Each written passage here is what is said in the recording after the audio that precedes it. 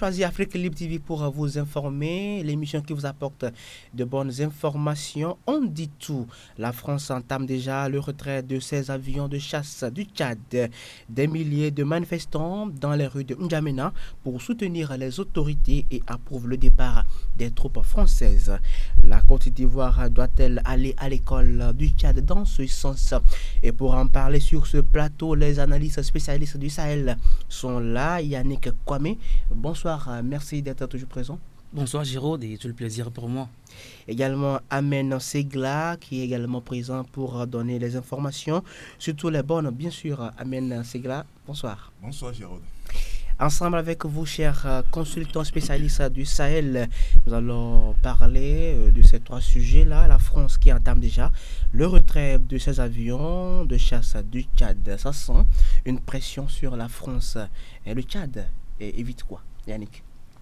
Alors Giraud, les lignes commencent par bouger du côté du Tchad par rapport au retrait des troupes françaises. Les avions de chasse Mirage de la France sont en train de quitter le sol tchadien. Et je crois que c'est la première étape du désengagement militaire français au Tchad avant le désengagement progressif des forces terrestres. Alors, c'est un signal fort, un événement vraiment symbolique du moment où on sait que le Tchad a toujours été un maillon essentiel de la présence militaire française en Afrique. Alors, qu'est-ce que le Tchad est en train d'éviter? Vous savez, cette décision, on le dit toujours, elle fait mal à la France. Donc, le Tchad a peur que la France ne se venge en quoi faisant? En provoquant une instabilité interne. Alors, la France pourrait faire ça en se basant, en montrant clairement son soutien aux groupes, aux oppositions, aux opposants, oui, et à certaines factions internes qui, grâce à des appuis extérieurs, pourraient provoquer l'instabilité et du Tchad. La France aussi pourrait utiliser les tensions ethniques. Vous savez qu'il y a beaucoup d'ethnies au Tchad, il y a plusieurs ethnies. Et elle pourrait susciter la haine, la division entre ces ethnies-là pour attiser la haine, la violence et mettre le pays dans une instabilité notoire afin de justifier sa présence et son maintien sur le sol tchadien. Voilà, et Amen Segla, depuis l'annonce de la fin de la coopération militaire avec la France, aujourd'hui ça sent une pression sur la France puisque le délai quand même s'enchaîne vite fait. En fait, la France se donne la pression toute seule parce qu'avec l'annonce du retrait des troupes françaises au Tchad, d'abord l'État tchadien avait un chronogramme, c'est-à-dire il avait mis en place une commission qui devait travailler sur leur départ. En fait, la commission a deux missions. D'abord, il devait notifier à l'État français de façon officielle la pertinence de la rupture de cet accord de défense et de sécurité. Et au deuxième volet, ils devaient travailler ensemble avec les officiers français parce que quand vous voyez même le Tchad aujourd'hui, ce n'est pas seulement une seule base militaire que la France a là-bas. Ouais. C'est-à-dire qu'il y a 3 bases. Okay. Donc sur ces 3 bases-là, par exemple, quand vous prenez 2 camps, en fait ce sont des camps militaires que la France a occupés pour transformer ça en une base. Donc il va falloir que lorsque la France quitte, il ne faut pas qu'il y ait un vide. Donc ils devaient travailler ensemble pour que le redéploiement soit fait immédiatement. Mais aujourd'hui, la France se donne toute la pression pour mettre l'État tchadien. L'État tchadien devait le fait accompli. Il a commencé par à faire rapatrier, par exemple, le Mirage, leur avion de chasse, tout ça là. Donc, c'est une manière, en fait, de dire à l'État tchadien que non, si vous ne voulez pas de nous, nous non plus. Donc, quand la France est en train de précipiter ses actions, attendez-vous à tout ce qui peut arriver de mal à un État au Tchad. Parce que lorsque la France, d'abord, et Yannick vient de le dire tout à l'heure, si partout où la France a sa base militaire, vous allez voir que la France vient juste pour régler une situation, mais à la fin de compte, on s'en rend compte que la situation même s'empire. Si on prend aujourd'hui, en fait, le Tchad, on parle plutôt de groupes rebelles. Or, ce sont des terroristes. c'est aussi les narratifs des médias occidentaux. Donc, si la France donne toute la pression aujourd'hui, c'est parce qu'ils voulaient mettre l'État tchadien devant le fait accompli pour pouvoir déstabiliser ce pays. Et aussi, selon certaines sources françaises proches de ce dossier, c'est la France même qui aurait initié la précipitation de ces troupes françaises et de ces troupes. Or, on sait tous que c'est la récente attaque de Boko Haram qui a eu lieu au Tchad a été initiée, a été rendue possible grâce à l'implication française. Donc je crois que tout ça, c'est tout ça qui oblige le Tchad à prendre cette décision de précipiter le départ des troupes françaises de son sol. Mais partout où il y a terrorisme, où il y a déstabilisation, lorsque vous êtes une colonie française, vous allez voir que la France avait cet accord-là avec tous ces anciennes colonies. Donc, il justifie en fait sa présence sur votre territoire pour piller vos richesses. Et monsieur Segla, la France qui précipite elle-même le départ de cette troupe, est-ce que le Tchad ou bien les autorités tchadiennes ont une truc à craindre? D'abord, leur présence même sur le territoire, c'est à craindre. D'abord, c'est avec leur présence qu'on remarque ces hostilités-là. Vous allez voir que les troupes françaises et les troupes rebelles qui s'arment d'une manière exponentielle et tout ça, juste pour permettre à la France de dire à l'opinion nationale et internationale que nous sommes là parce qu'il y a insécurité dans le pays. Maintenant, lorsqu'on les contraint maintenant à quitter le territoire, ils seront obligés encore de dupliquer leur action, c'est-à-dire augmenter de vivacité pour exprimer encore à l'opinion nationale et internationale que voilà, c'est parce que nous étions là que les choses sont un peu calmes. Maintenant, vous voyez, lorsque nous avons quitté, regardez l'état du pays. Maintenant, il revient aux autorités tchadiennes de prendre les taureaux par les cornes. Parce qu'ils doivent déjà prendre l'exemple sur le Burkina Faso. Parce que vous allez voir, lorsque capitaine Ibrahim Traoré a décidé de faire quitter l'armée française de son territoire, vous allez voir, vous avez vu comment les choses se sont passées là-bas. Donc, le Tchad aussi doit s'attendre à de pareils scénarios. Maintenant, il revient aux autorités maintenant de prendre toutes les dispositions, comme je viens de le dire tantôt, pour y faire face à cette situation. Les médias français commencent même par annoncer la couleur.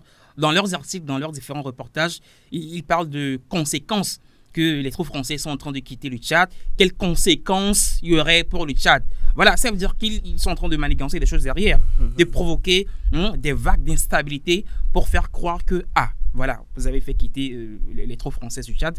Voilà ce qui vous arrive. Donc, le Tchad, Amena dit, doit prendre la mesure de la chose, prendre les taureaux par les cornes et renforcer sa capacité de défense. C'est très important. Vous ne pouvez pas comprendre qu'une puissance comme la France a 3 bases militaires, un à Faya, un à Abéché, un à N'Djamena, et que les terroristes, en fait c'est les terroristes, se permettent encore de s'attaquer à un camp militaire. Or, il y a l'armée tchadienne même qui est là, il y a aussi 3 bases militaires françaises. Donc ça sent une complicité. Voilà, vous ne pouvez pas comprendre. Si votre présence ne peut pas nous mettre en sécurité, vaut mieux que vous quittiez. C'est aussi simple que ça. Et justement, cher analyste, depuis le 6 de ce mois, décembre, bien sûr, le peuple tchadien épouse la décision des autorités tchadiennes et des milliers de manifestants dans les rues de N'Djamena pour clamer la décision des autorités, le départ des troupes françaises. Yannick. Oui, tout à fait. Vous savez, le départ des troupes françaises, tout le monde, beaucoup de gens pensent que c'est initié par les présidents. Non, c'est les populations qui sont fatiguées de voir les Français sur le territoire. Les Français, les avions Mirage, les avions de chasse Mirage là, qui sont en train de quitter le sol tchadien, ils sont là, ils sont destinés à former les soldats tchadiens et à faire des interventions. Mais on sait tous que ces avions sont là juste pour prospecter les zones où il y a beaucoup de minerais, il y a beaucoup de richesses du sous-sol, afin de mieux les piller. Donc, les populations savent que la présence militaire française n'a rien d'utile pour elles.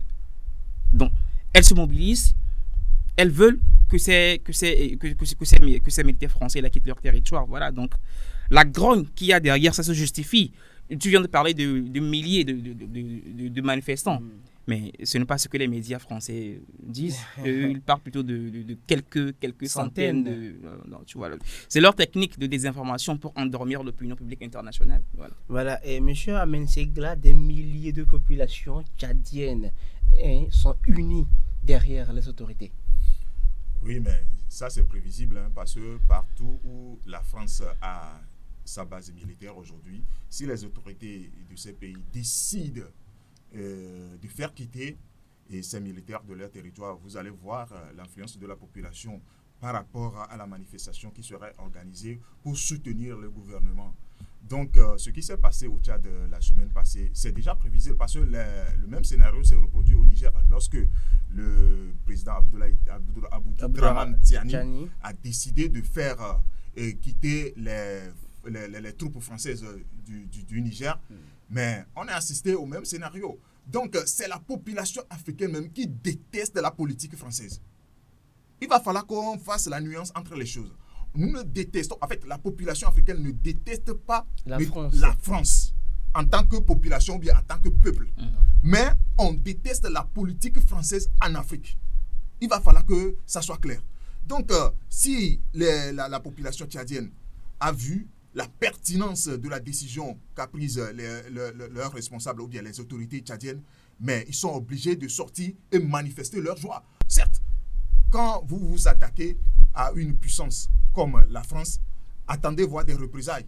Mais je pense que les autorités tchadiennes se sont suffisamment préparées à tout ce que ces médias-là appellent comme représailles ou bien conséquences après leur départ. Je pense que les autorités tchadiennes se sont préparées. La presse française semble quand même minimiser cette manifestation et parle d'une centaine de surcroît des jeunes. Oui, c'est la technique connue de la France. Elle a tendance à manipuler l'information afin d'influencer négativement l'opinion publique internationale.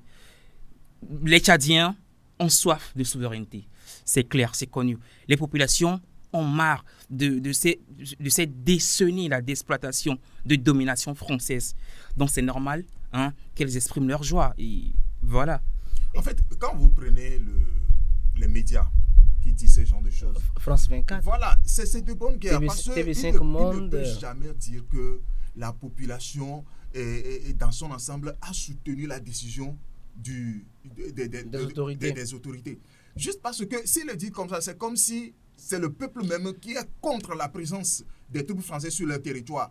Or, il voulait faire comprendre à l'opinion que c'est les autorités, en fait, de façon restreinte, ont décidé de faire quitter l'armée. C'est de bonne guerre parce que quand vous prenez un média, prenez par exemple un média tchadien qui annonce, qui parle de la manifestation même de la population, et un média comme France 24 qui a plus de poids sur le plan international. Et la France voulait faire comprendre aux autres États que bon, il est en train de quitter le territoire juste parce que les autorités du pays en ont décidé, mais pas la population. C'est pourquoi il a parlé d'ailleurs des mineurs.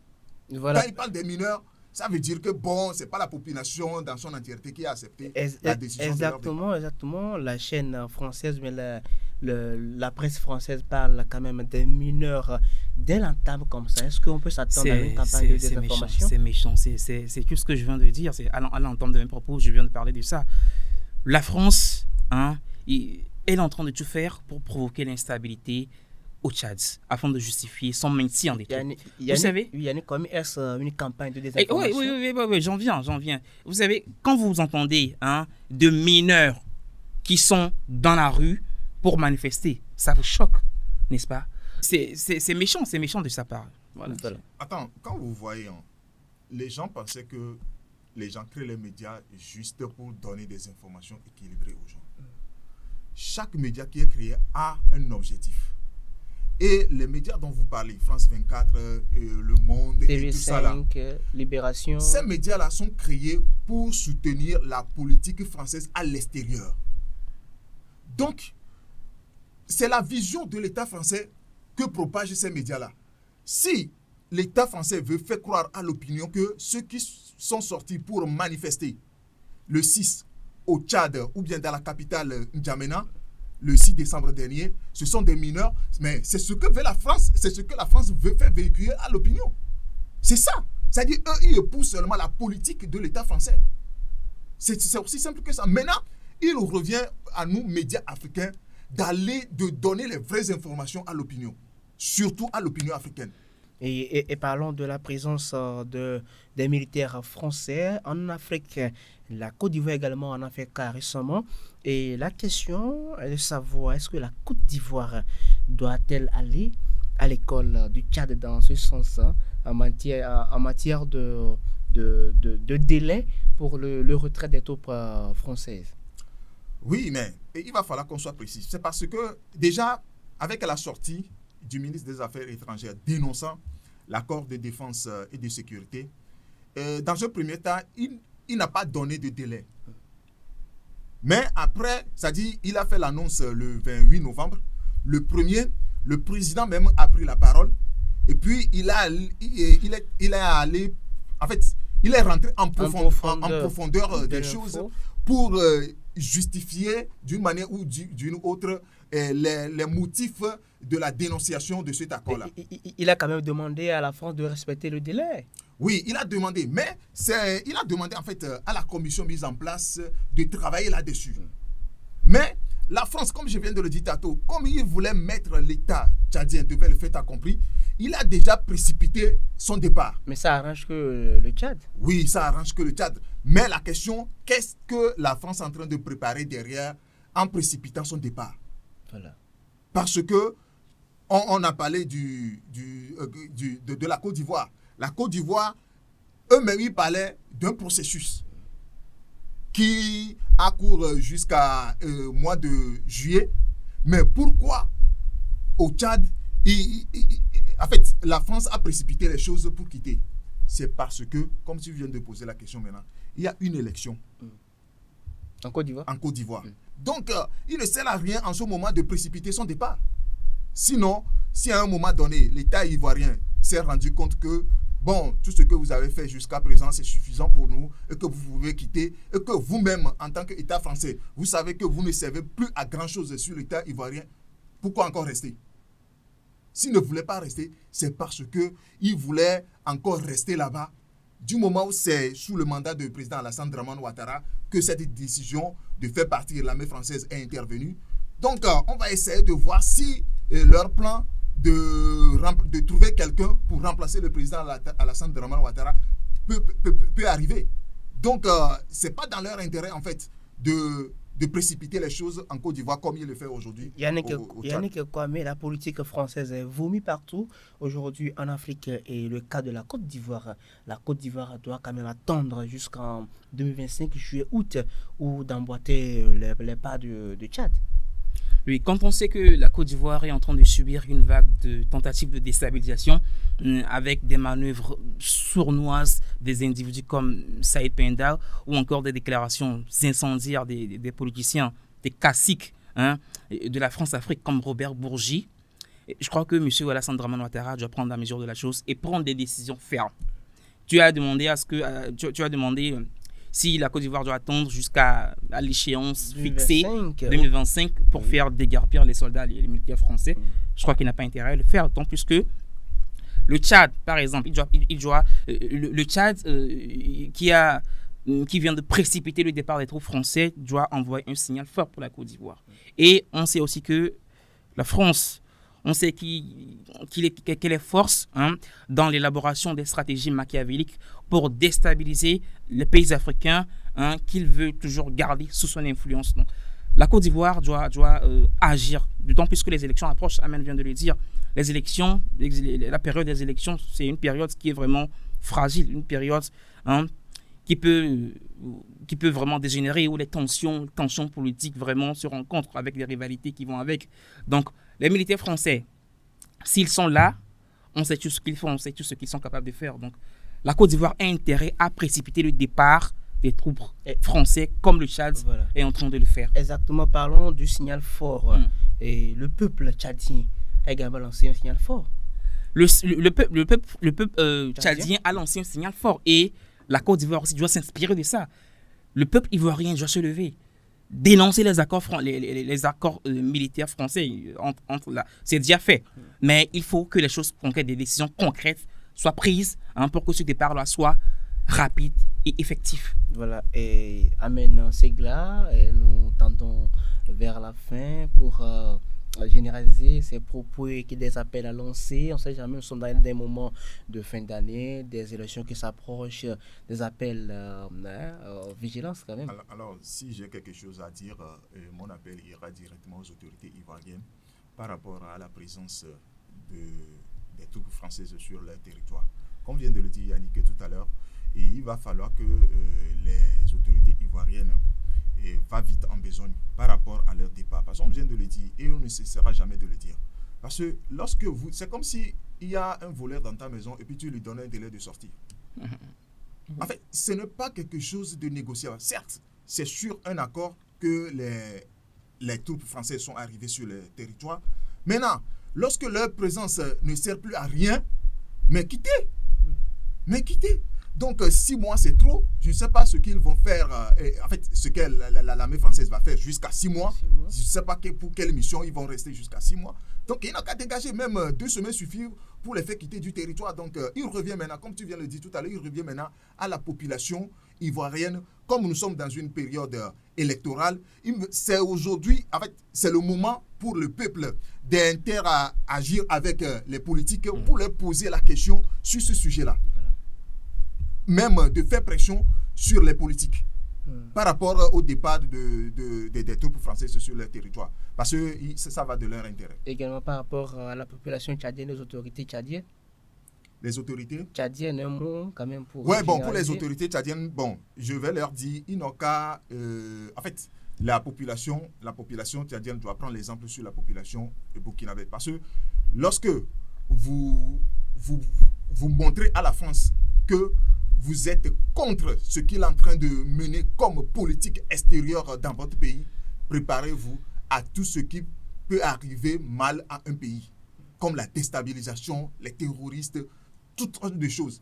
Donc, il revient maintenant à la population tchadienne d'être résiliente et aussi à appeler les autorités à se munir de tout pour faire face aux éventuelles attaques qui peuvent arriver dans les jours à venir. Voilà, Yannick. Et moi, j'aimerais ajouter le fait que, j'en ai parlé tout à l'heure, je vais revenir là-dessus, le Tchad doit renforcer sa capacité de défense.